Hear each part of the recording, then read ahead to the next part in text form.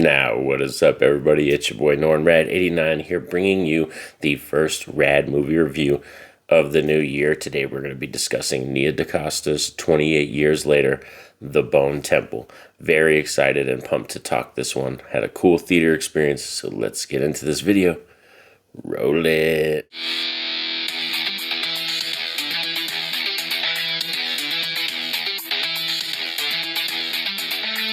So to start off right off the bat, just to preface my feelings on the previous film, 28 Years Later, I was very mixed on that film. I gave it a positive review. I'll have the Rad review. You could click on it on the top corner if you want to hear my thoughts in depth on that film.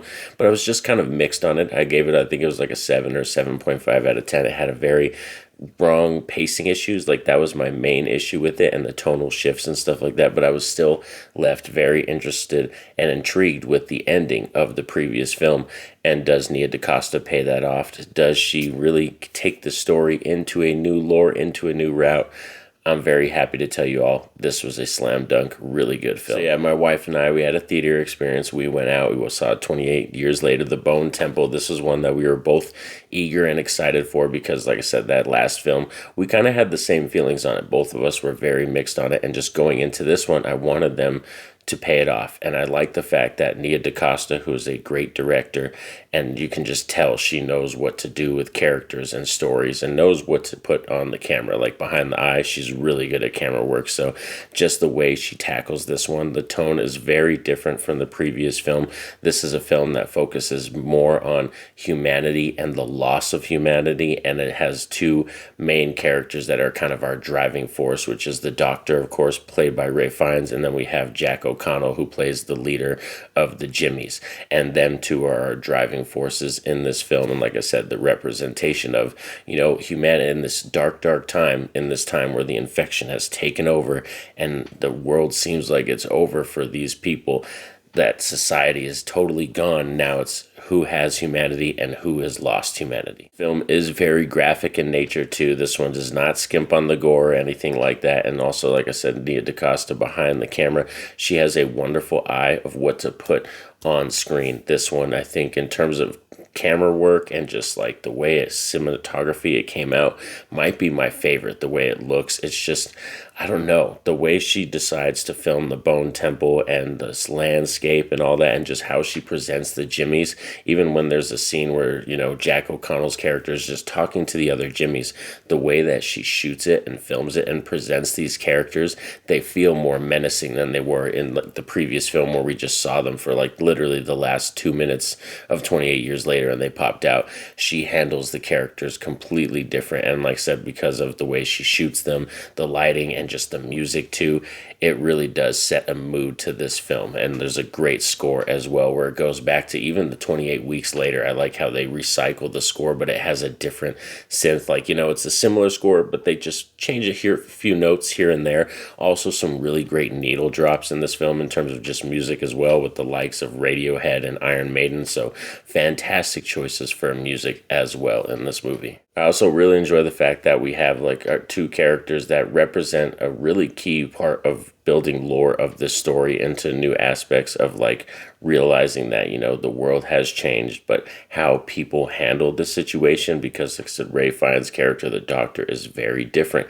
He looks at the infected as not an enemy. It's more of something he wants to help, he wants to cure, and he wants to figure out what's going on, because he's a doctor, you know what I mean? He wants to know the psyche of what's behind the disease, whereas, Jack O'Connell's character, the leader of the Jimmies, he uses it as a way to, manipulate and blind other people and, control other people and make them do what he wants. And like, you can see how he rules the Jimmies in this film, like, with an iron fist, and like how he uses the infection as a way to build a story and build a lore that he makes up to blind the Jimmies into following him and doing whatever he wants them to do. So it's really cool that this film shows you the depth of different characters and what it's like in the future like this and how it would be. And there's some really cool there's two really cool sequences in here. One that's very graphic, very uncomfortable, has to do with the Jimmies and like a barn sequence that I thought was fantastic and just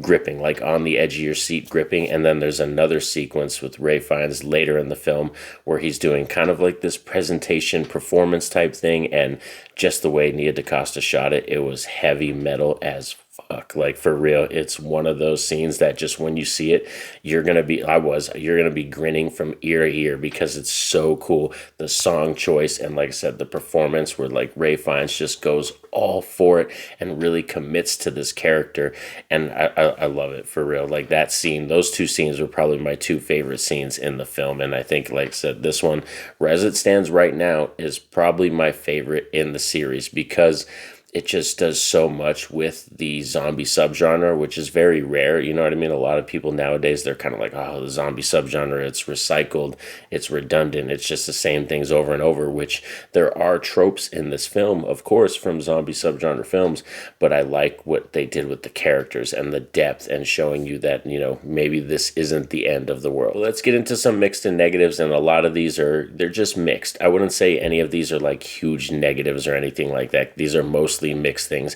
and one of them I kind of already talked about is that this becomes a zombie subgenre film where there are tropes, like there are story beats that it's just you've kind of seen before in shows like The Walking Dead, or even, you know, films like George A. Romero's Day of the Dead. Like, there are characters and stories that have been tackled just like this, but it is really cool to see it in this franchise. It's never really been tackled in this franchise, and I think, like I said, when you get to that third act and even the third, like, final scene, the payoff scene, I think Nia DaCosta does a great job in terms of weaving the story all the way through and keeping us interested, and then when you get to the third act, leaving you with like a little nugget of excitement where, like, oh wow, like I'm tingling a little bit because I'm excited to see where they're going to go and how they're going to pay this off. Another mixed negative is going to be our boy character, Spike. I loved him in the first film. I thought he was very interesting, and his part with his mom and 28 years later, that whole section of the film when it was just him and his mom on the infected island and they're kind of walking around, like, that was my favorite section of the film. So I don't mind Spike's character. I just didn't like the fact that I feel like in this film he was relegated to the background. He didn't really serve or do a lot. His purpose was literally just to be our way into seeing how the Jimmies are and what their way of life is like. But I don't think Spike's character, you know, by the time we get to the end of the film, there's no character arc or growth or anything for that character. Of course, though, these are just my thoughts and my opinions, but in terms of 28 years later, The Bone Temple, I was highly excited and highly anticipating this one, and it met most of all my expectations. Like I said, this for real is right now my favorite in the franchise as it stands, because this one's just so interesting.